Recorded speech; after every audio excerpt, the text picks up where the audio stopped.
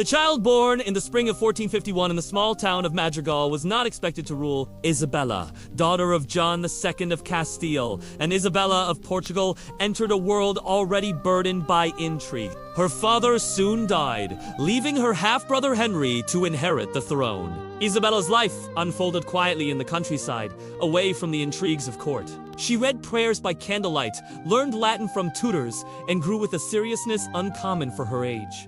But even in her youth, whispers reached her ears. Henry IV, her half-brother, was mocked as weak.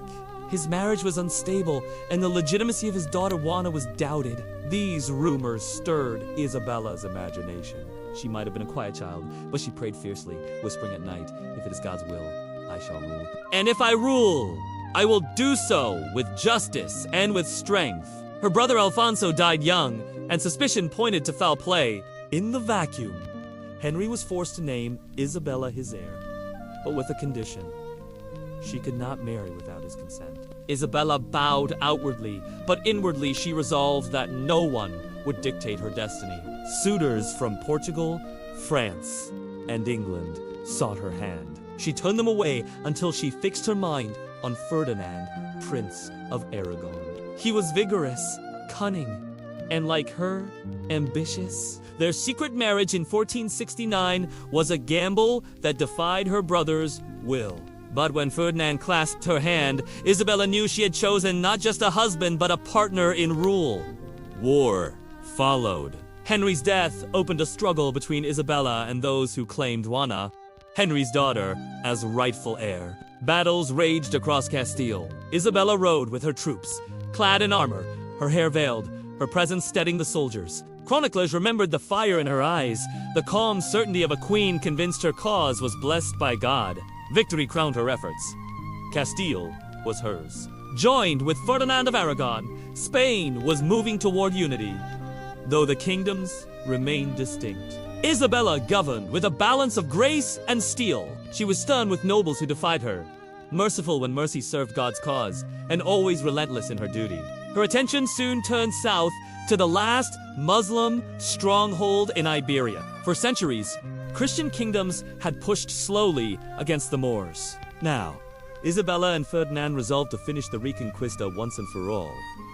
The war dragged on for 10 years. Isabella was no distant monarch.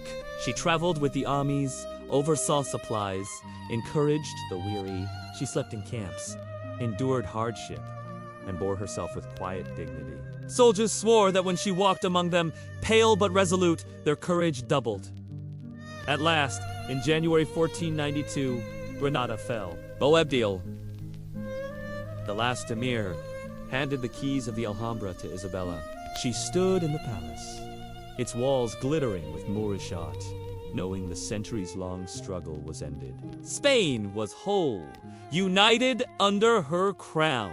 But even as she savored triumph, another figure lingered at the edges of her court, a Genoese sailor with a vision many thought madness. Christopher Columbus was tall, sun-worn, his hair once red, now streaked with gray. His eyes burned with intensity. He believed Asia could be reached, not by sailing around Africa, but by striking west across the Atlantic. He carried maps and calculations, most flawed, yet his faith was unshakable. When he first appeared at court, nobles mocked him. "The earth is too vast," they scoffed.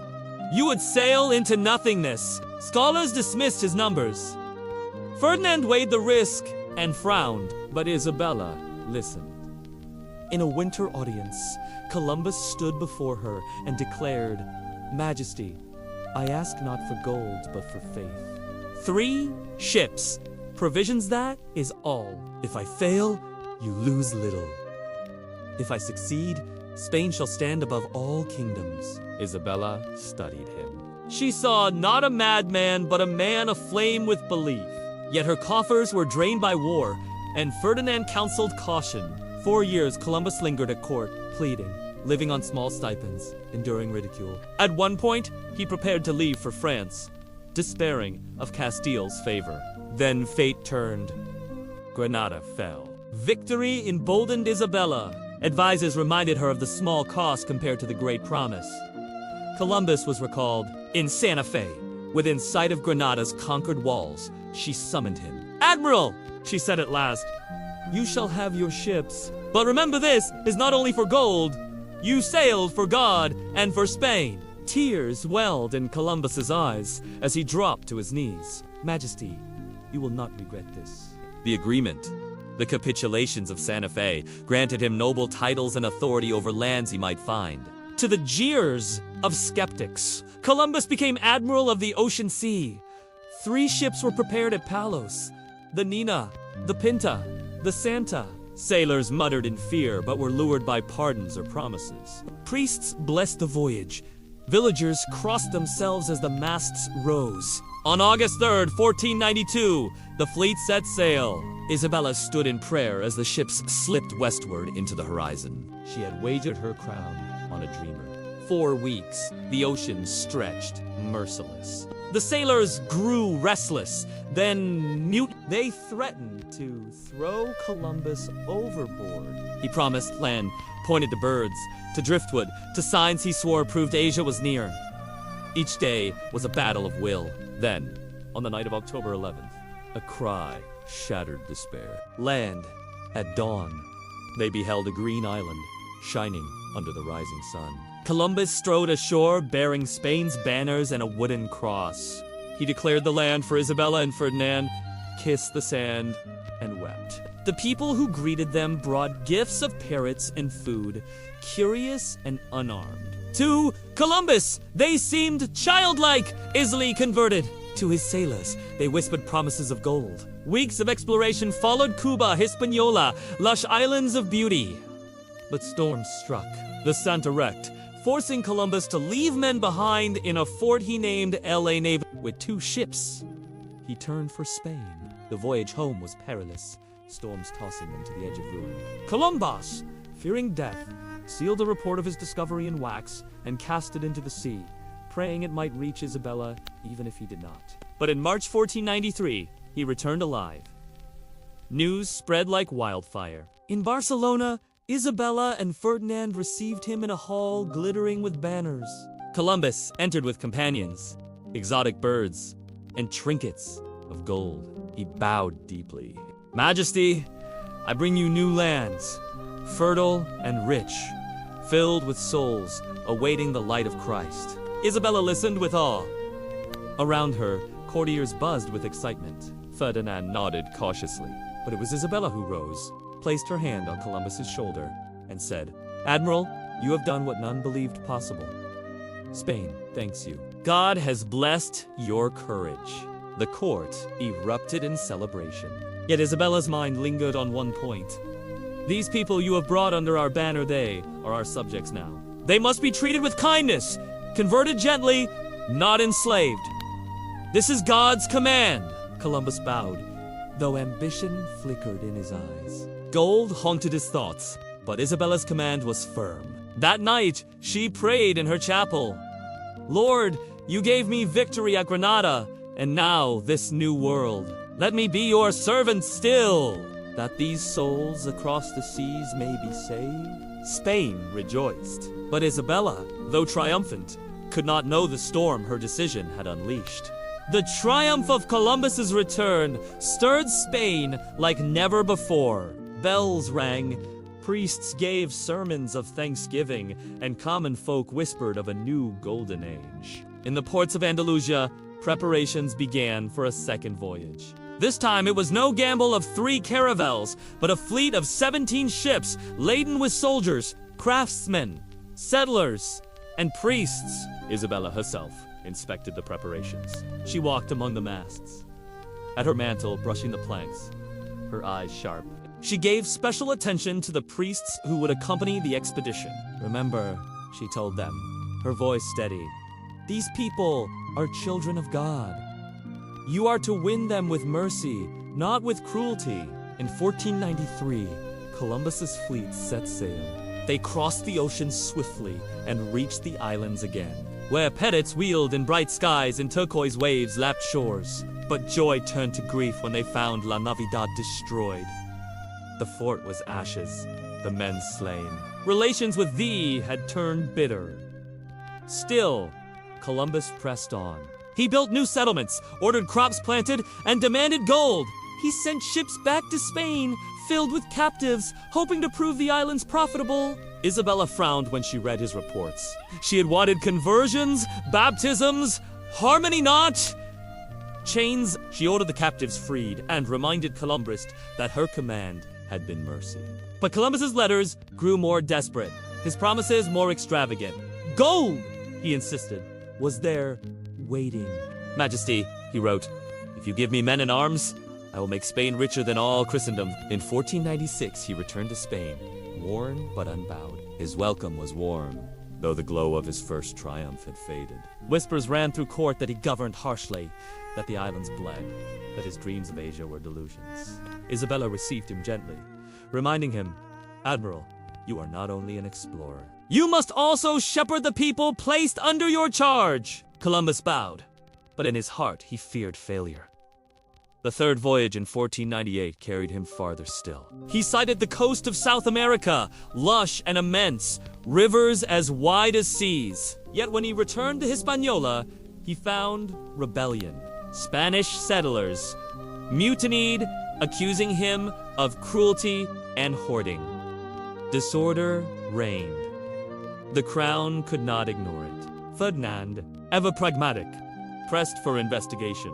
In 1500, Francisco de Bobadilla arrived with authority. He arrested Columbus, placed him in chains, and sent him back to Spain. The sight shocked all. The great admiral, fettered like a criminal. When Isabella saw him, her heart burned with pity and anger. Take these off at once, she ordered. It is shameful treatment for the man who gave us a new world. She restored him some dignity, yet she could not ignore the truth. Columbus was a brilliant navigator, but no governor. Even so, he pleaded for one more chance. Majesty, I have not yet found Asia. Allow me one voyage more. Isabella hesitated. Wars in Italy, rising debts, and murmurs of cruelty in the Indies troubled her. But she relented. In 1502, Columbus sailed once more. The fourth voyage was cursed with storms and hostility. Hurricanes smashed his ships. Hostile tribes resisted his landings. Disease spread among his men. He was stranded for months on Jamaica, begging rescue. When he finally returned in 1504, he was old, sick, and embittered. By then, Isabella herself was fading. Years of rule had worn her thin. Grief weighed heavier still. Her only son, Juan, had died. Her daughter, Isabella of Portugal, was gone. And her daughter, Joanna's mind, faltered between reason and madness. She carried Spain on her shoulders, but her body was breaking. In Medina del Campo, November 1504, she lay pale upon her bed.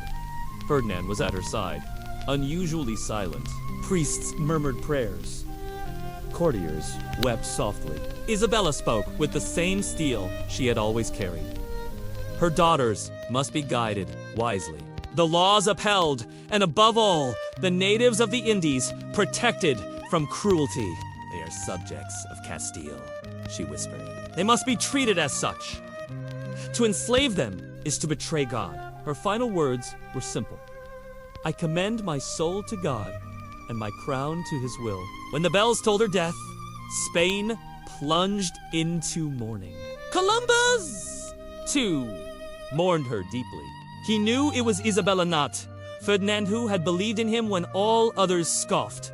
Without her, his fortunes withered. He died 2 years later, still insisting he had reached Asia, never knowing he had revealed a new continent. But the world no longer cared for his protests. Ships crossed the Atlantic regularly now.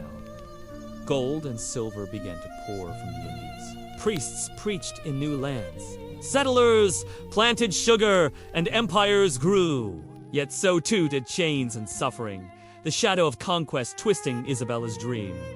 Her legacy was vast and complex.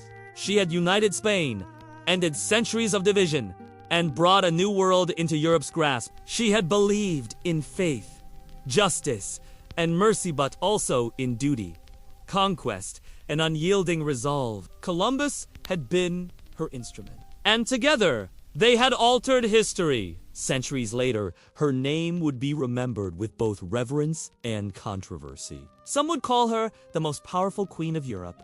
a woman who dared to rule as few had before. Others would mourn the cost of the empire she had unleashed, but in her own time, Isabella was certain of one thing. She had lived as God's servant, shaping a kingdom and a world according to the will she believed divine. And in that belief, she had never wavered. Those who enjoy the story, share your thoughts in the comments. If you'd like to hear more interesting stories, let me know in the comments.